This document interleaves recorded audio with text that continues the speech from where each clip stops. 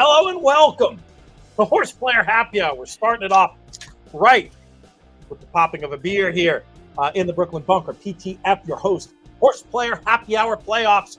We're running a qualifier. I know we got a lot of people excited about this opportunity to play in qualifier for the Breeders' Cup Betting Challenge, where the house cut goes to charity. We're earning some serious money, folks, for the Thoroughbred Aftercare Alliance, as well as our founding partners over In the Money Media, who are the Thoroughbred Retirement Foundation, where you're actually getting a match donation for the TRF right now for those who are interested in that. trfinc.org/players, the place to go and get all the information. Joining me for the next hour, we have a co-host who we're introducing now from his place in Saratoga, 160 miles north of where I sit right now. He is Jonathan Kinchin. JK, what's up? Is that how far it is, 160 miles? I was sort of pulling it out of my hat, but that sounds about right. I'll Google map it in a minute and see if I can. Okay, I'm cool with that. How close I was. But everything good with you? Yeah. I ran upstairs and got this cold beer, and just hanging out. What are you drinking? It's all I drink when I'm up here. Just Fiddlehead IPA. Sure. I don't know what the deal is. They must have some relationship with whoever the main distributor is in Saratoga, because I mean it's totally good beer, classic Vermont, New England IPA, but you don't really see it around the country. But you can't go anywhere in the capital region without seeing it, and it's often the lone good beer. So I've had plenty of the Fiddlehead in my time up there. I'm going for another one actually, not too far from Saratoga.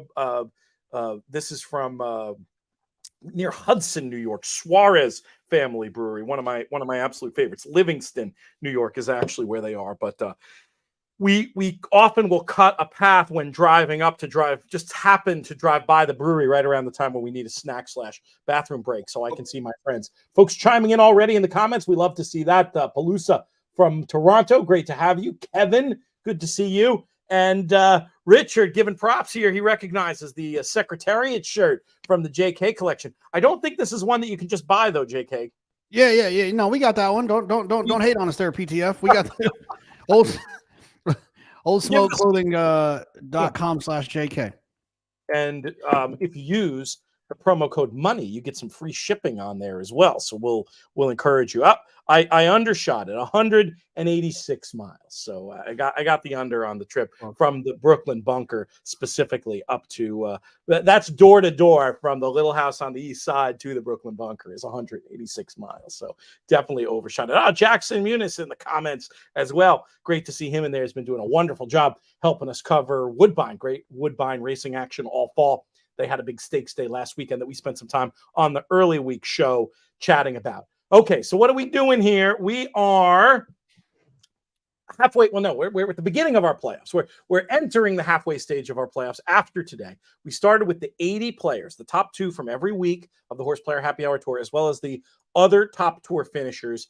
Last week, 80 went to 40. This week, 40 are going to 20. So let's start off, AJ, looking at the playoffs list. Before we look at the qualifier, we'll look at the playoffs. We'll see who's in position to potentially advance, because then these 40 will become 20, and then 20 next week will become 10. And we see Robert Courtney's name up there. We see Matt Miller, a BC champion. We see Chris Littlemore, an NHC champion. Tanya Taylor, with whom I've had the pleasure of hanging out, a 10-strike partner who I've met at Oaklawn before. Julie LeBoyko, a regular. Brian Hoffacker, who I haven't seen in a long time. See who's number 7 there, JK. What do you think? What do you think number 7 is drinking for Horseplayer Happy Hour? Oh, well, man, I hope not, but you're probably right. Bilky Wilkie, he of the White Russian Obsession, who I no doubt will be seeing at Keeneland over the weekend. Good to see that name in there. Daniel Edwards, Kevin Nunez, Mark Henderson, Mark Winland, Jonathan Cummings, Howard Johnson, Julie LeBoyko, again, 2 shots of advancing. That's pretty terrific. Daryl Parker, Pat Qualiero, Daryl Parker again, Ernest Tate Jr., one of our real loyalists, as is John Gasper. Great to see him. Dennis Madsen. Those are the ones now in qualifying position. That cut line, just 9:12, with a lot of races to go. It is all to play for. Speaking of which, we probably have a race coming up. AJ, did I even tell you the races today? You're probably smart enough that you looked at the contest thing and have this more figured out than me. So hopefully we'll throw up some races and we'll talk about them. We should have 4 throughout the course of the show. And then we do have a longer break. And I've been meaning to mention this. We've got Brad Free coming by. We're partnered with Daily Racing Form on these last few Horseplayer Happy Hour broadcasts. So we're going to have guests from the DRF every week. I'm excited about all of them, but it's hard to be more. I mean, Brad Free is just always great to have on somebody who just such a shrewd player. Santa Anita, great institutional knowledge. He's going to be talking to us about some of the Santa Anita specific Breeders' Cup angles to pay attention to. And then he's also going to be talking about some recent trends we've seen in Santa Anita betting. JK, I think we were talking about maybe doing sort of a fun favorites analysis thing. I say we save that for the early show next week because I think we can do an hour on it. Frankly, it'll be fascinating. You good with that plan content wise? PTF, you're the man with the plan. I'm just the man here that shows up and does what I'm told. You know what I'm saying?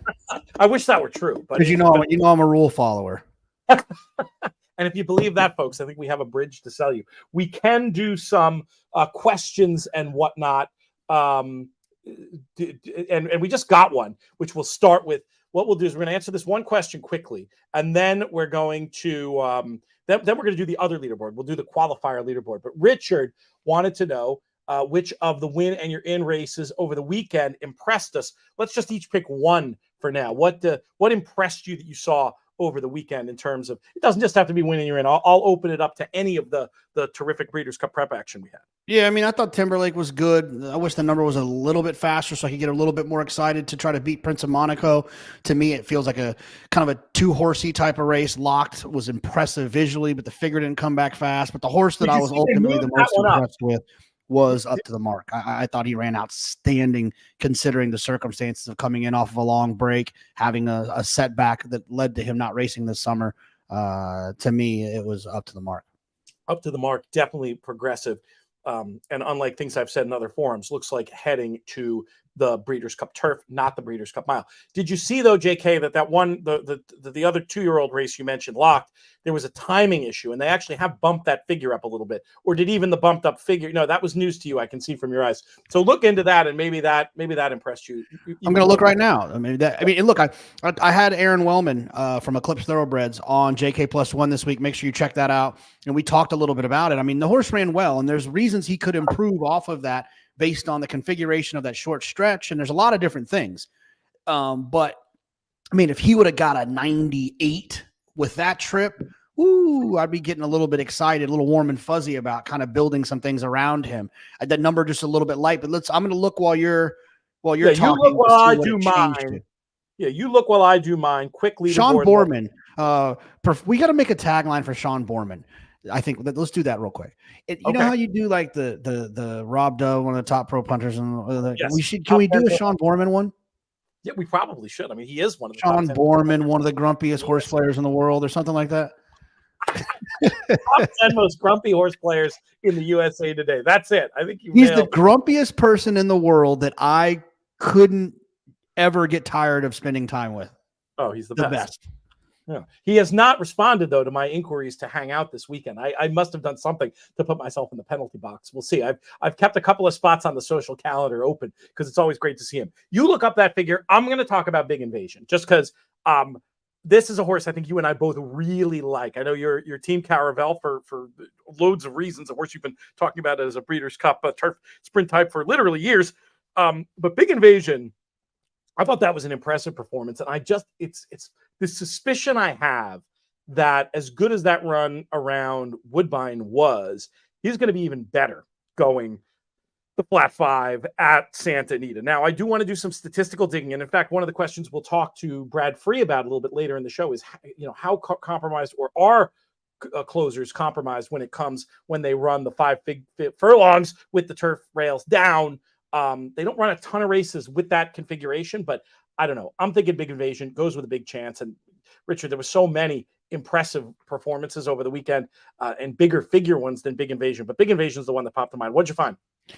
2 things. One, Sean Borman sent a very mean text message to me, said he's watching. He called me a name that would get us all kicked off of the internet if I let you know what it was.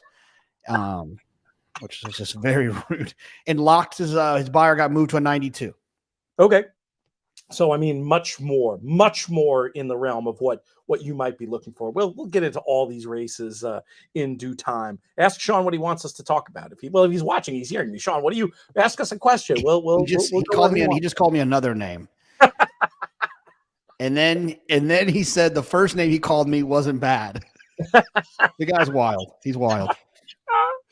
Let's look at this qualifier leaderboard real quick and see. Hopefully, Sean, there's rumors that he might be involved in the contest this weekend at Keeneland, which would be great and give us a chance to hang out. I do have a box, Sean. You're welcome to accompany me in the box if you do come. Damas Grout, a name I don't know, in first place right now, 6650. Stephen Lerna, Dan Kelly, Robert Courtney, Edward Enberg, John Higher Check, Paul Cush, Togo Travalia. Good to see Togo's name up there. Sean Nolan, Michael Sweeney. That's your top 10 right now. Stanley Bavish, former NHC champion, actually in a heater right now for 10. How many did we get total, AJ? There's a couple of ways you can find that, either right up at the top or scroll to the last page. But I think if you scroll just to the top, it'll tell us 82 entries. That's good.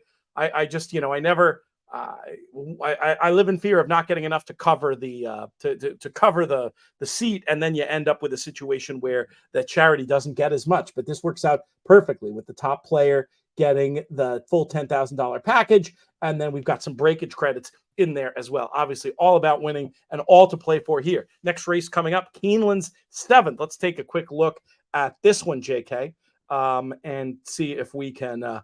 I feel like making a bet, frankly. I haven't done all the work on this card, but I did give it a quick look before, and it's Keeneland, so I'm happy to throw some money around loosely if that's the way it's going to go. Oh, darn, they're already loading. This is going to be hard. Well, when I look back to let me see if I can pull up my short list. I'm probably going to have to pass, which I hate, but you didn't happen to have a quick thought in here, did you? You're on mute if you're talking, as I'm staring at my form. You're on mute, JK. No one can hear you. He's not hearing me. Hopefully, he's probably now he can claim he gave out the winner, whatever it is. So if you're a lip reader, you can keep him honest. Meanwhile, let's send this out to the call. Tonight, a step quicker. Sharon's Prince will go second as the field heads down to the first turn. Mugatu is toward the far outside, caught wide at the entry to the turn in the third position.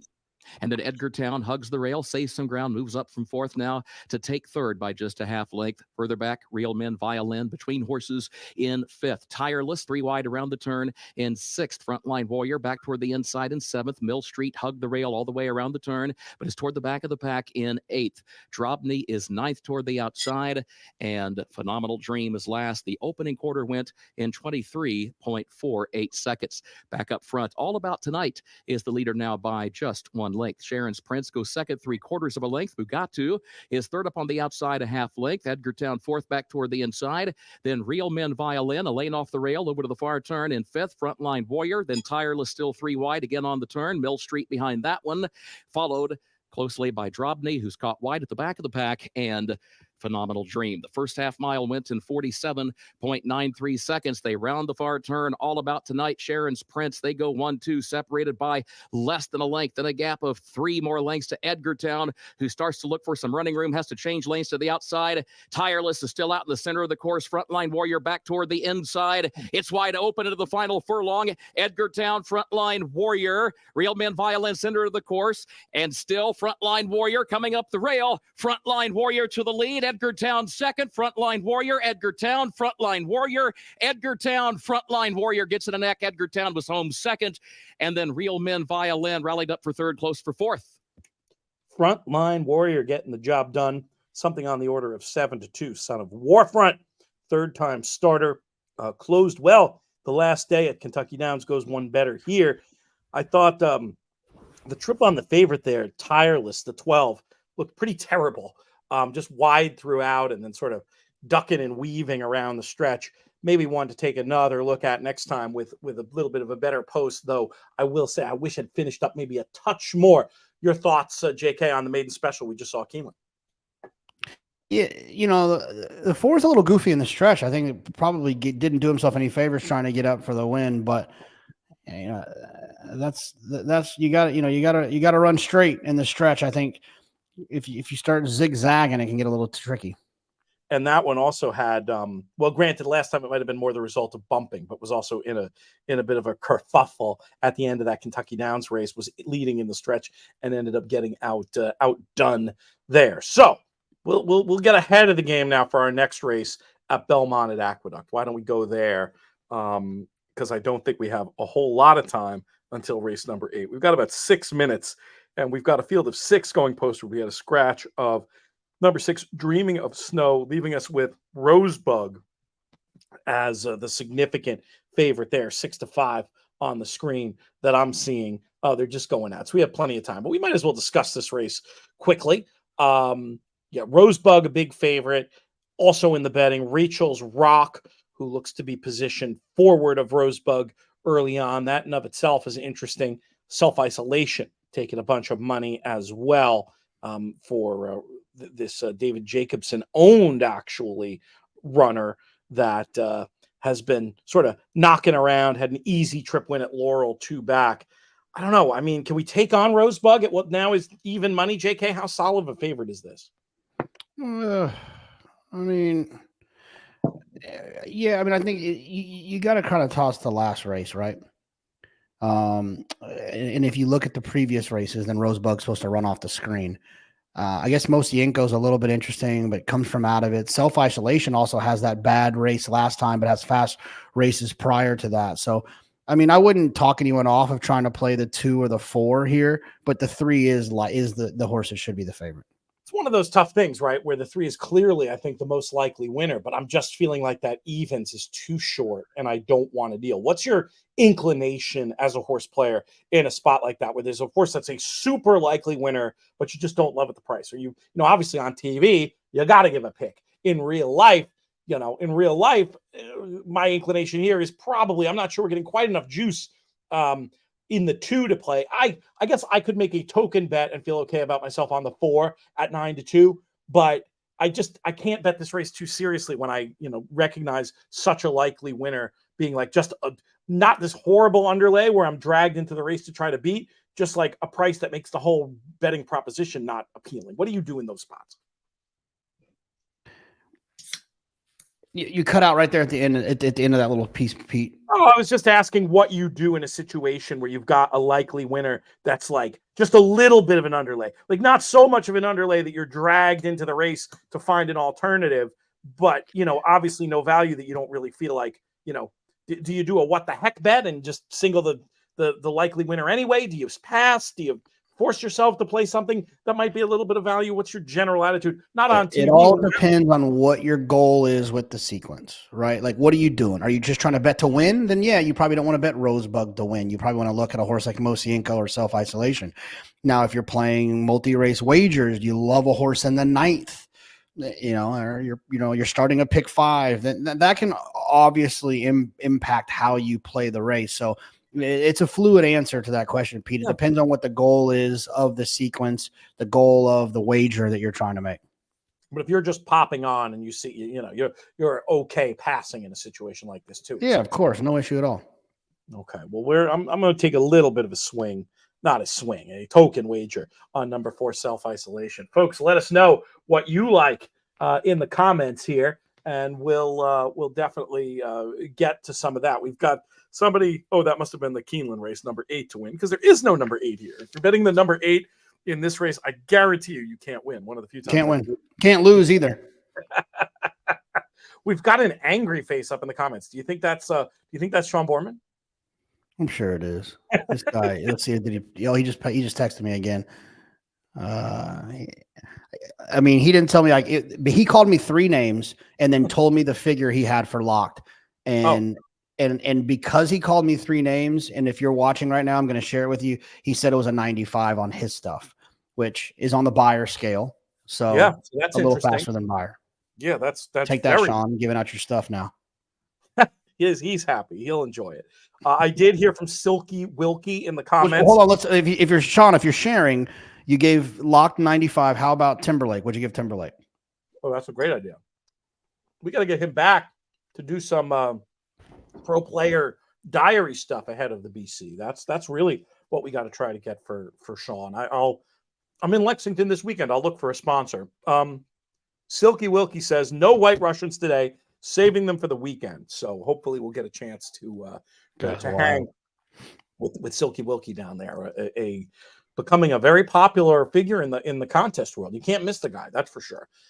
It's great to have him involved in Horseplayer Happy Hour. He was actually stunned. He didn't realize how the tour points work, JK, and he had enough high up finishes to qualify. So for him, he just turned up in his horseplayers.com account and saw that he was in the playoffs and was like, why did I get this? And I had to explain to him. I don't think he understood, but hey, he played and he advanced the first round. And so far, he's putting himself in good position to advance to the second round of this event. But yeah, let us know Breeders' Cup questions you have, etc. I think after this race, we'll probably have about a 20-minute gap to the next at Keeneland. So then we'll run our Brad Free pre-tape segment, which will give us a chance also to get some more beer, do all the important things. Folks out there can think of questions here for the end. Are you able to stick around? I freed it up where you could zip if you need to, JK, but if you can obviously stick around to the end, that would be fabulous. JK is stuck on mute or not hearing me for some reason. We seem to be having some. It's just Sean's yelling at me and it's throwing me off. He got a 94 for Timberlake. Sorry. Okay, Sean. 94. Is he calling you now? Did you hear my question? I said we can probably let you go early if you have other commitments, or if you feel like it, stick on to the end, and let's get some more Breeders' Cup questions from the crowd. We're going to be doing whatever you need. Me, fire me when you need to fire me, Pete. It's not a big deal. Excellent. We've got that's going to be a fun thing that we do in the spot, maybe not literally in the spot of Horseplayer Happy Hour. I doubt it'll be 4 to 5 Eastern, but the Thursday before the Breeders' Cup, we are going to do our traditional Q&A, which has been very, very well viewed the last several years. And we do give preference for questions on that to our In the Money Plus people, who will also, of course, have access to our whole Breeders' Cup package, inthemoneypodcast.com/plus, the place to check that out. But what I will say is this: if you ask questions during that and you are a regular that we see all the time here on Horseplayer Happy Hour, whether or not you're a plus person or not, I'll make sure to do my best to get your questions on there or to potentially answer them offline. They're going in the gate here. The money continues to just absolutely steam in for this favorite.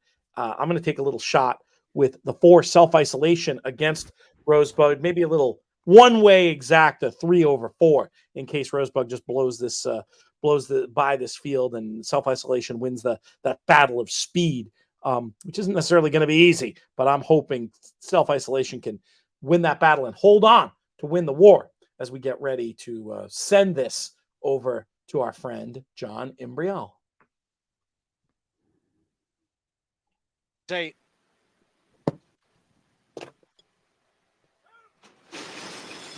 And they're off. Number 2, Mosienko had to steady shortly after the start.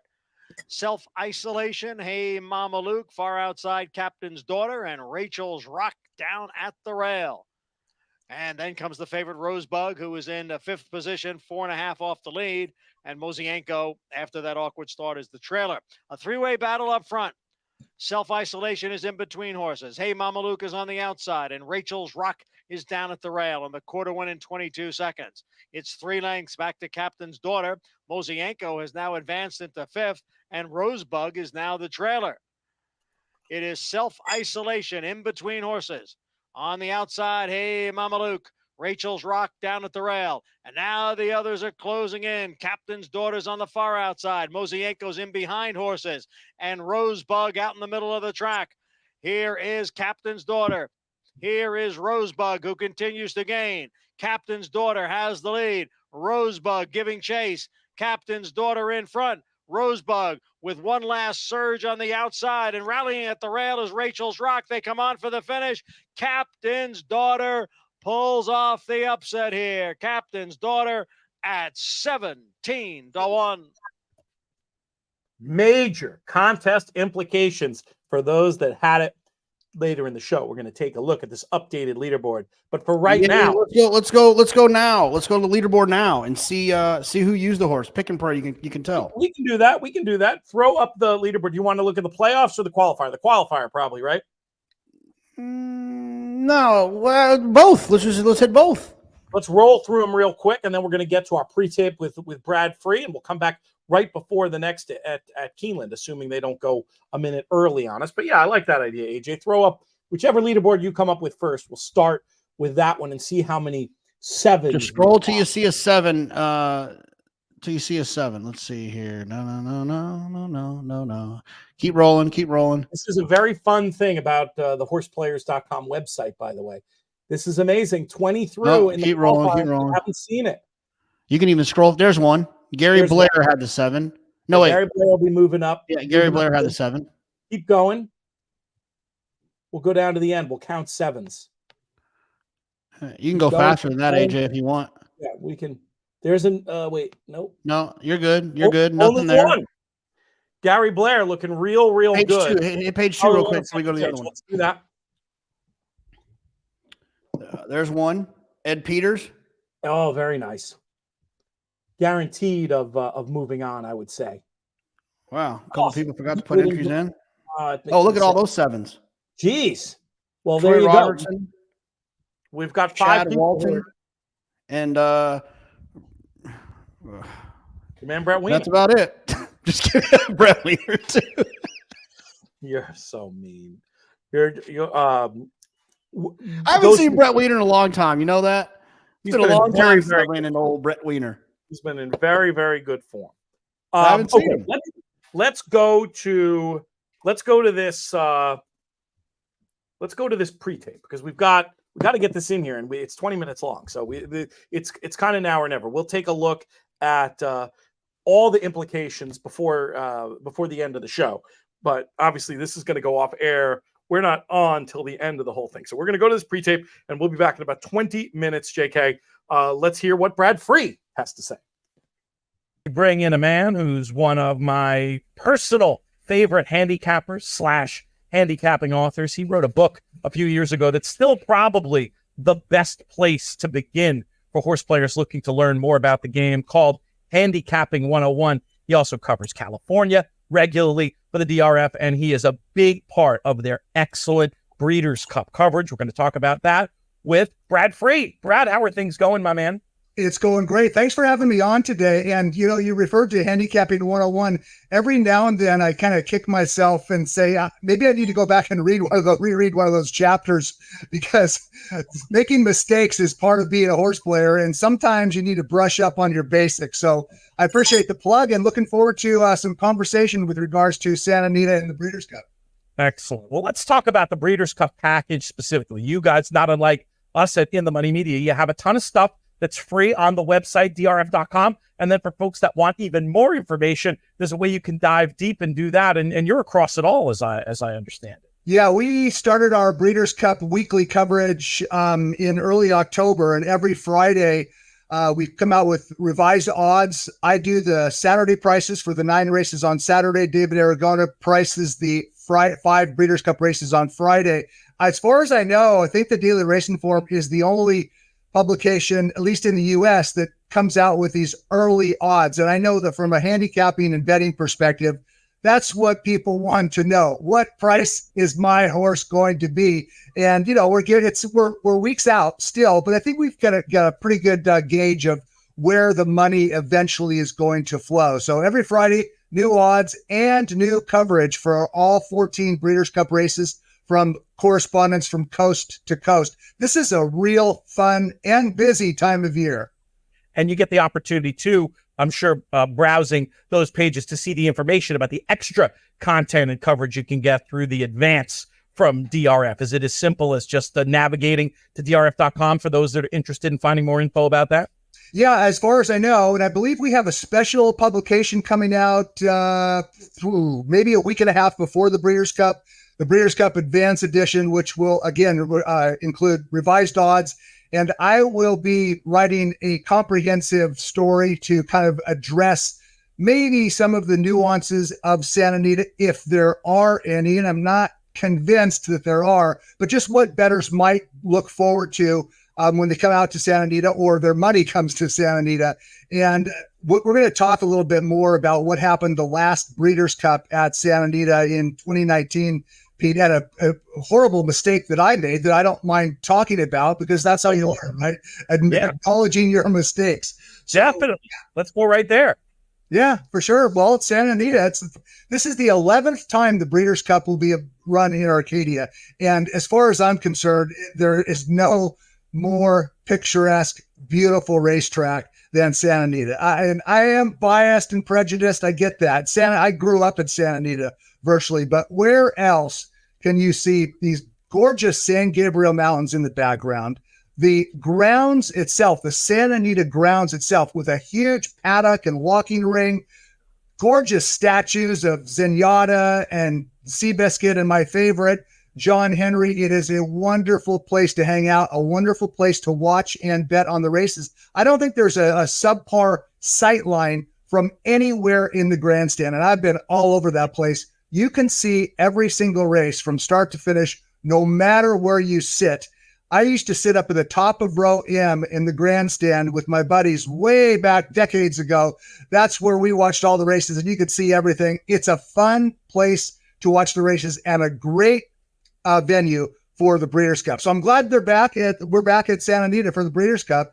And there's a lot of things that I know people look at the racetrack, they go, well, what the speed hold, or can you win from behind? I always want to remind people that every racetrack, no matter where you're at, has some nuance to it. However, the handicapping fundamentals do not change. Condition, class, pace, and speed are the building blocks of handicapping, and they are as relevant in the Breeders' Cup as they are in a $10,000 climbing race, at Golden Gate Fields. So yes, there are some nuances that regards to Santa Anita. And, while we're talking about that, I'll go ahead and acknowledge the mistake I made. 4 years ago, Pete, the Santa Anita Fall meet, they slowed the racetrack down so it was deep and slow and tiring. And the final times were horribly slow, like we've never seen on dirt at Santa Anita. And I kind of speculated, at least, that the possibility that maybe horses who had raced over the Santa Anita track, raced and or trained at Santa Anita, might have the advantage over horses that were shipping in. I didn't say they would, but it's something that I was extremely cognizant of. I thought the home team might have an advantage because they were more accustomed to this deep, slow, tiring track. Well, in 2019, there were 7 races run on dirt at Santa Anita. 6 of them were won by horses whose most recent start was out of the state. So I was so flat wrong. I don't mind being wrong about an idea, but I allowed it to kind of color my handicapping, and it was a huge mistake. I think I ended up having a losing weekend. No big surprise there, but it's something that you just have to recognize. I'm not going to make that same mistake again this year. I'm going to rely on the fundamentals of handicapping, and I want to at least acknowledge that the racetrack in 2023 is so completely different than the one we saw 4 years ago during the fall meet, the last time the Breeders' Cup was here. This year, the Santa Anita main track is fast. It's quick. Sprint races are about 4/5 of a second faster this year than they were 4 years ago. And the route races are anywhere from 1.5 seconds to 2 seconds faster. It's a fast, quick track. What does that mean as far as bias and track profile? I don't really think it means anything. It just means that the track is fast. And if there's a pace duel up front, closers still can win. But it's a different surface than what we saw 4 years ago. Regardless of how the surface is, I'm not going to allow any secondary factors to prejudice my handicapping of these top class races. And I love that idea, because you definitely don't want to overcorrect the last mistake either. You don't want to go necessarily this time and say, oh, I'm looking for all out of towners. What you want to do is rely on those fundamentals and play the ball as it lies, essentially, is what I'm hearing you saying. But there are a couple of things that are unique about the Breeders' Cup at Santa Anita that I do want you to address. Mainly Breeders' Cup Turf Sprint. The earlier runnings of it at Santa Anita were down the hill. We've seen, I think, one running of it at the flat 5 furlongs. I do think that could have a major impact. And, Europeans don't historically have the greatest mark at in the Breeders' Cup turf sprint anyway. And I worry about some of them just getting caught out. Horses coming over here with gaudy figures and looking on paper like they should be great, but then having to address the reality of trying to go that sharp 5 at Santa Anita. For me, that's one where I'm going to give the benefit to the Caravels, to the Big Invasions, the horses that I'm comfortable are going to be able to do that. Just a hypothesis, but curious to get your thoughts on the 5 furlong configuration. Yeah, well, just to start it off, I'm disappointed that we're not running turf sprints at 6.5 down the hill. To me, it's one of the most gorgeous layouts in all of racing, and it brings together two divisions. It can turf milers and turf sprinters. Neither division has an advantage over one another. I think the best horse wins 6.5 down the hill more than any other race. As far as 5 furlongs on grass goes, look, it's an absolute crapshoot, and I've done a little bit of research, and I was surprised to learn over the last 2 years there have been only 7 turf sprints at Santa Anita at the distance of 5 furlongs with the rails down. So when we're looking at what types of horses win 5 furlong grass races, we have a sample size of 7 races. The rails are going to be down at 0 on Breeders' Cup weekend for the Breeders' Cup turf sprints because they want to widen the course and get as many starters as possible into that race. So it's a very small sample size. And here's what I found out from this, again, a tiny sample. One of the 7 was won gate to wire. One of them was won by a horse in second position, another from third position, and 4 of the 7 races run under the configuration that we're going to see Breeders' Cup weekend. 4 of the 7 were won by horses rallying from the back of the pack. My point is, I was kind of expecting, well, maybe these gassy, sprint, blazing speed horses are going to have an advantage. Hardly the case. More than half the winners rallied from the back. So it's going to be very interesting to see, how these fields come together, what the pace scenario looks like. I'm not going to lean one way or the other as far as, what style of running style I'm going to prefer. We have to first wait and see what happens. I think there's some pretty good turf sprinters coming from overseas. And I wonder, I'm not sure about this. I wonder if the idea of the Breeders' Cup to shorten it from 6.5 down the hill to 5 furlongs might have been a consideration that they are offering some of the European horses, because European horses can do and often do run 5 furlongs overseas. So we'll see how these races come together, but 5 furlongs on grass, it's played fair from that really small sample size that we've talked about. Great stuff, Brad, about the specifics of Santa Anita as a Breeders' Cup host site. Thomas Fornatale back with you, joined by Brad Free from Daily Racing Form, one of the most respected handicappers and horse players out there. Very excited to be reading his coverage in the pages of Daily Racing Form and over at drf.com. Brad, great to have you with us. I want to talk to you about what some of the more recent Breeders' Cup trends you've seen have been, and pick your brain about how relevant they might be for this year's Breeders' Cup at Santa Anita. Yeah, I mean, there are a number of trends, and I guess we can start off by talking briefly about a couple of the grass races that will be run. As far as I know, they're going to be run coming down the hill, and the mile and 1/2.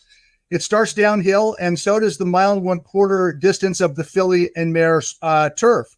And it's crucial for at least the filly and mare turf, I believe, because it's really not a true 1 1/4 race for these fillies and mares, because they start downhill. It's kind of a cheater's 1 1/4. I remember in 2014, Chad Brown came out to California with a filly who had never gone beyond a 1 1/8, and she looked like she was just a stone miler. Day at the Spa, got loose on the lead, and she was gone. So I bring it up because you look at the distance of some of these races, filly mare turf, and you go, well, maybe this horse can't quite get the trip. They can sometimes. They can outrun their, perceived distance limitations, just like Day at the Spa did. So that's one thing to be aware of with regards to those 2 races. Santa Anita in general is similar to racetracks across the country when it comes to dirt racing. And the longer the dirt race is, in my opinion, the more powerful early speed becomes. It's called the universal bias. Speed is the universal bias on dirt. And to me, it's more prevalent the longer these horses go. The farther they race, the more important tactical speed becomes. Look, in sprint races, you're going to get a fast pace to run at most of the time. But going 2 turns, it doesn't always happen. And looking at the prospective field for the richest race of the weekend, the Breeders' Cup Classic, honestly, I'm not sure, unless Saudi Crown goes out and commits suicide, isn't Arabian Night going to be loose on the lead? And I love speed and long distance dirt races at every racetrack, every dirt track, and specifically at Santa Anita. Now, let's talk briefly about the distaff, because there's a little bit different situation. It's a 1 1/8 race, but there are at least 4 horses in there who are coming off gate to wire wins, including the presumptive favorite, Idiomatic. She's a front runner. She dominated the Spinster. We have Adair Manor, locally based. The fast 3-year-old randomized and search results also won her prep in the Locust Grove by racing gate to wire. So those are 4 horses. And I would probably narrow it down to 3, because search results doesn't require the lead.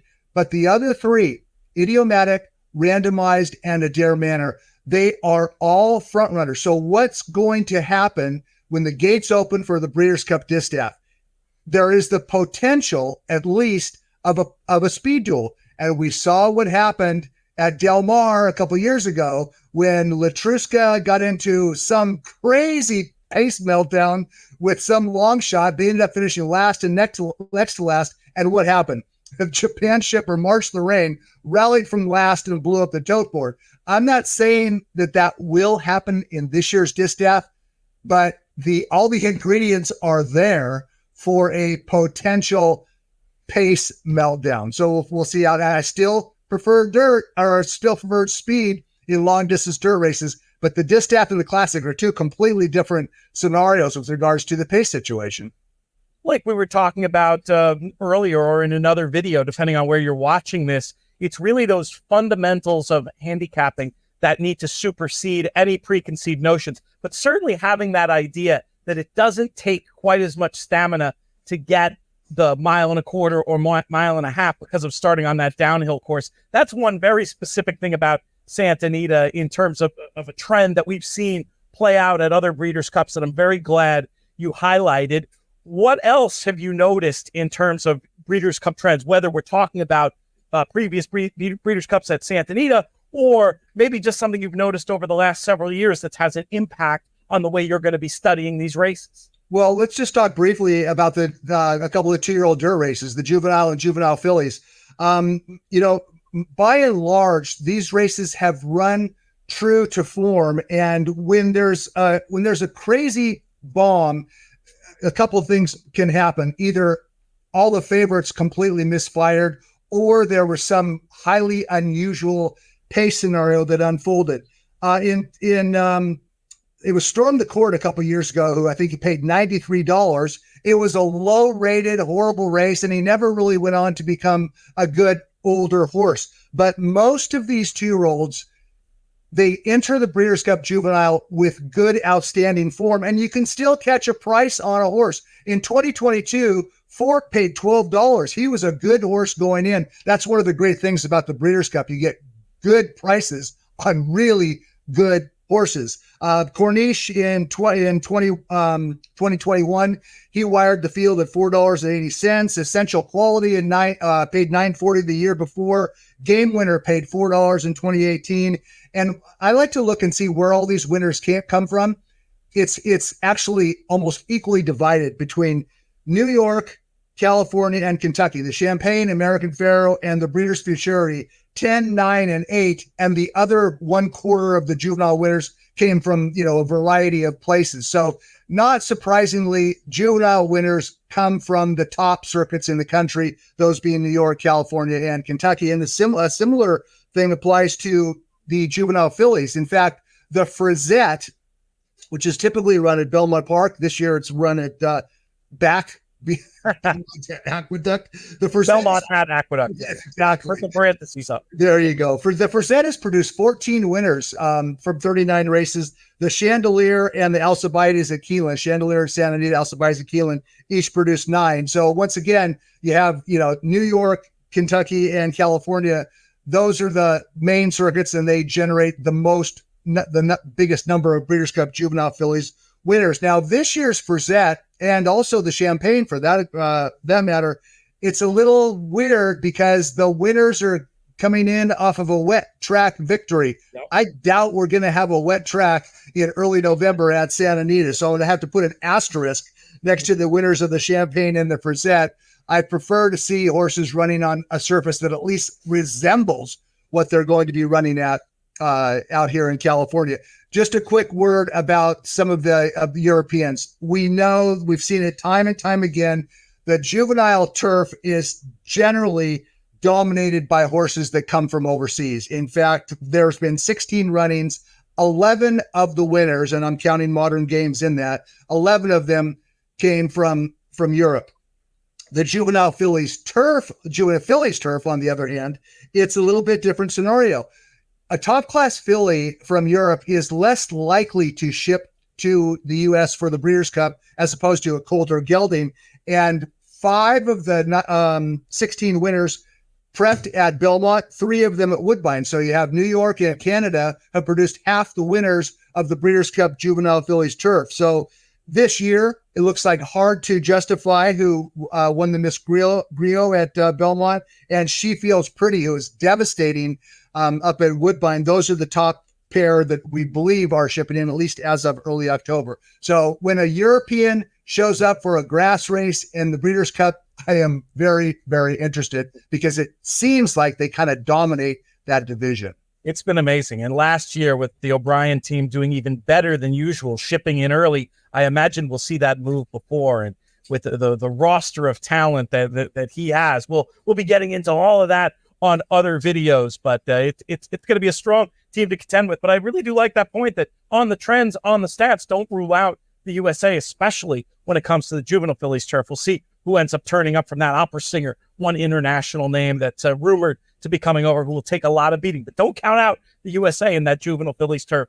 Brad, really appreciate you taking some time to spend with us here in the Money YouTube channel, and also, of course, Horseplayer Happy Hour. Going to be working with DRF for the rest of the season, promoting that advanced edition and checking out your work every Friday.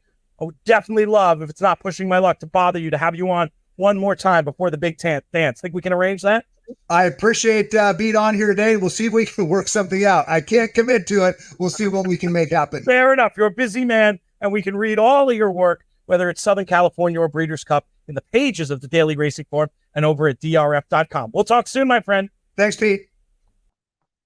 While we were chatting with Brad, or I was chatting with Brad from a chat from yesterday, we did have a race at Keeneland, won by the 4-5 favorite. Shouldn't mix up the leaderboard too much. We got one more race while this show is on, coming to us from, I like that, Belmont at Aqueduct. Just do the air quotes with the hands there. We should have a new leaderboard, though. I wouldn't mind going through that one more time as we head into this, especially for the qualifier. Predictably, the playoffs, nobody reached for that 7 runner that was in the last. Which leaderboard is this, AJ? Just scroll up for a second for me. So this one is the playoffs. So yeah, that's why we don't see any 7s in that previous race. Right now, the top 20 from here going to be going on: Robert Courtney, Tanya Taylor, Chris Littlemore, Matt Miller, Mark Winland, Brian Hofacker, Kevin Nunez, Julie LeBoyko, Jonathan Cummings, Seth Wilkie, Daniel Edwards, Pat Qualifier, Chris Couples, Howard Johnson, Mark Henderson, Alexa Zepp, Michael Dombable, some very familiar names in here, John Gasper, Stephen McNatten, and Daryl Parker right now, with the Bubble Boy being the second Michael Dombable entry in 21st. Michael's given this a real run. He does a lot of great stuff for us. Hopefully we're going to have him on some shows soon. He loves the Keeneland All-Turf Pick 3. We'll get him back for that. Meanwhile, let's take a quick peek at the qualifier, where it's going to be, I think, a bit more of a scrum at the top now with the folks who hit the thing. Not sure how you want to deal with that, AJ, if you want to take the screen away and see if you can get yourself logged back in. Don't know why it's being so grumpy. JK, we'll pull you back in. to just get you to comment. Did you watch that? Did you watch that Keeneland race? Any thoughts on that or anything else at the moment? You are stuck on mute, my friend. I don't know what's going on. This is worse mute button stuff than usual. Of course. I did not watch the Keeneland race. I ran upstairs, but I did listen to Brad. Brad, when you hear him talk, he reminds me a lot of, well, he doesn't remind me a lot of because he is, but I read a lot of those Bet with the Best, and Brad obviously had a lot of contributions in those books. Yeah. And it's some of the stuff that, like, we become so in the know in racing. And if you've been playing a lot for a long time, I think a lot of times he said something interesting. Like we kind of get away from just some of the basic ideas, right? Like, because I think the more scenarios that you see where things happen, you can always create a way in which that could happen to you today.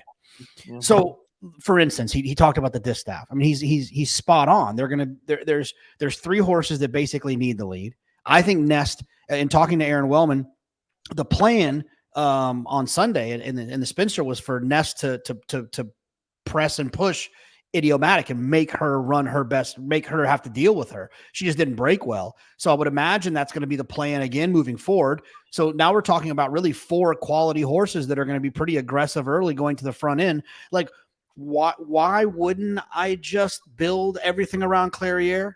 And the answer to that question is because enough times we've seen that scenario on paper where Idiomatic wires.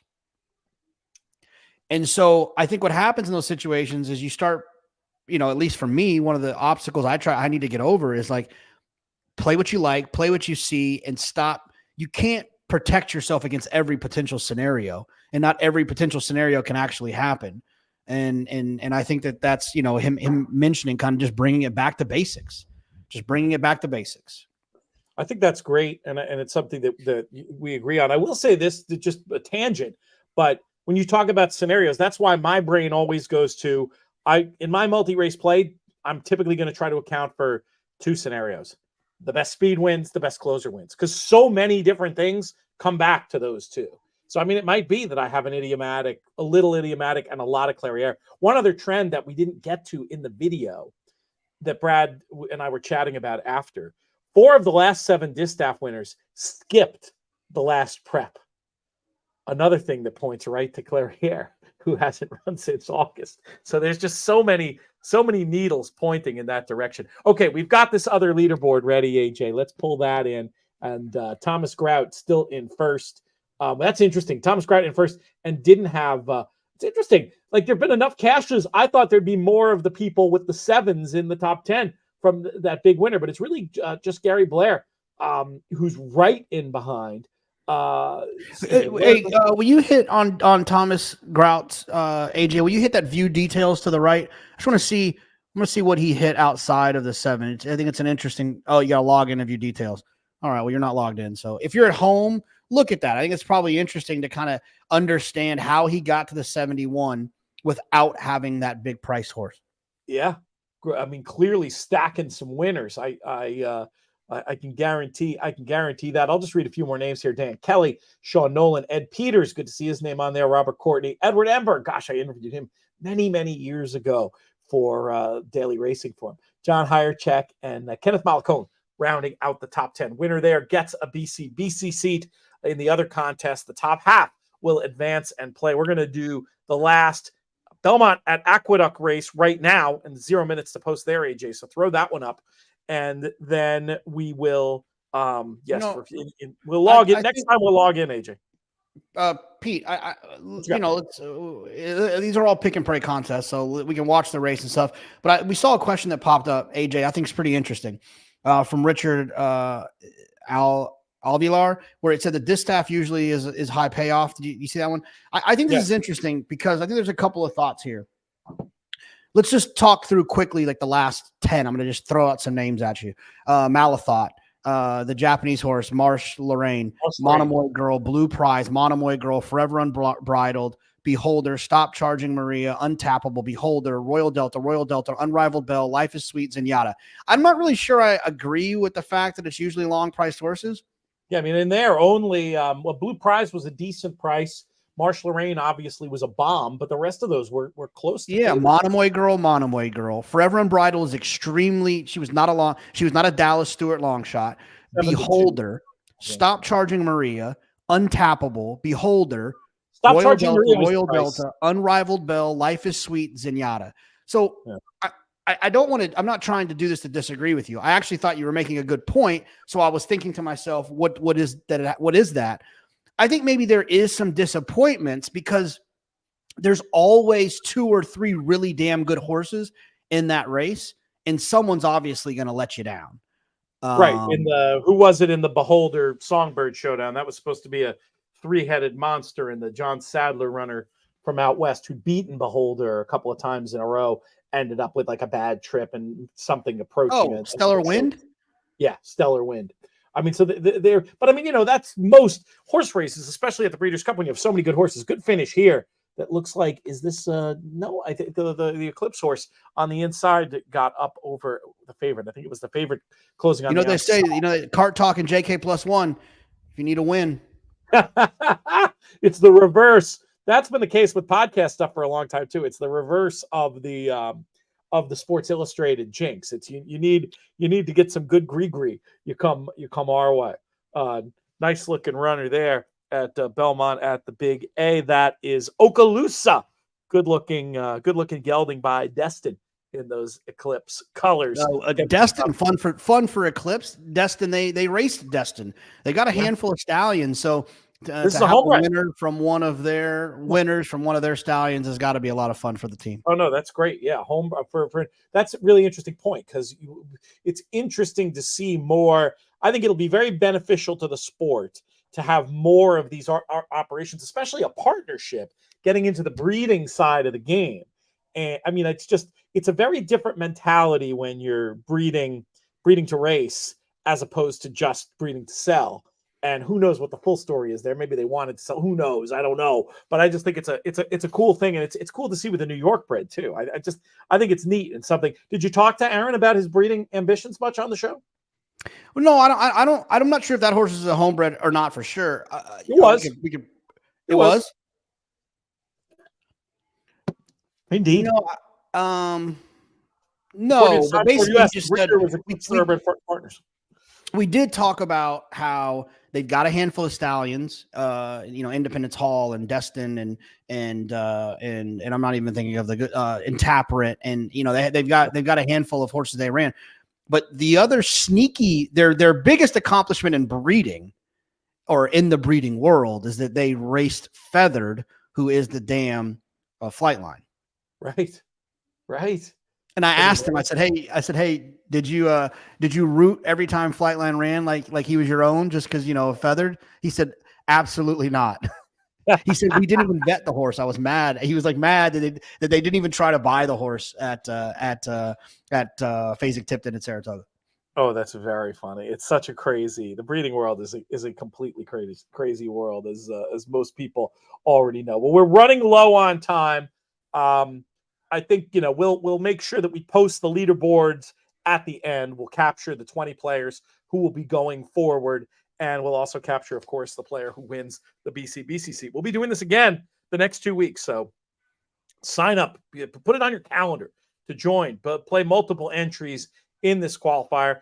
The house cut goes to charity. So you're basically making a charitable donation and giving yourself a chance to win $10,000. Not too shabby. JK, you with us again next week? What are your travel plans like? Yeah, yeah. I'm here. I fly on Thursday, but yeah, I'm in the mix. Excellent. We can, you need the day. We've got folks who can hop on here and spell you, but it's always good having you here. We're going to have a ton more Breeders' Cup content, nearly daily from now until the big day. So what we want you to do, if you're interested in our act, subscribe to our YouTube channel, In the Money Media. Obviously, you should be subscribed to all the Breeders' Cup social media stuff. That's the best way to get all the info. Check us out, inthemoneypodcast.com. If you're a listener of podcasts, you can also subscribe to our feeds wherever you get your podcasts. In the Money Media. Big thanks to producer AJ, who we ran around pretty good today, and he kept up with us. Brad Free for joining us, our friends and partners at The Place with the Letters, Daily Racing Form. Check out their Breeders' Cup coverage as well. Brad Free and David Aragona across all of it. We'll make sure to get David on here before the season's over. Maybe Dan Illman, too, who's been a big part of that coverage. Speaking of Dan Illman, he'll be part of the Maryland Million coverage. We'll shout that out. Some really good competitive racing down at Laurel for the Maryland Million. We have a special show on that. Go check that one out as well. JK's got a new JK+1 with Aaron Wellman. We've been talking about a bunch. JK, always great to catch up with you as well. Okaloosa paying 1080 there in that race at Belmont at Aqueduct. We're out of time for the Breeders' Cup. For In the Money Media, I'm Peter Thomas Fornatow. Hey, you win all your photos.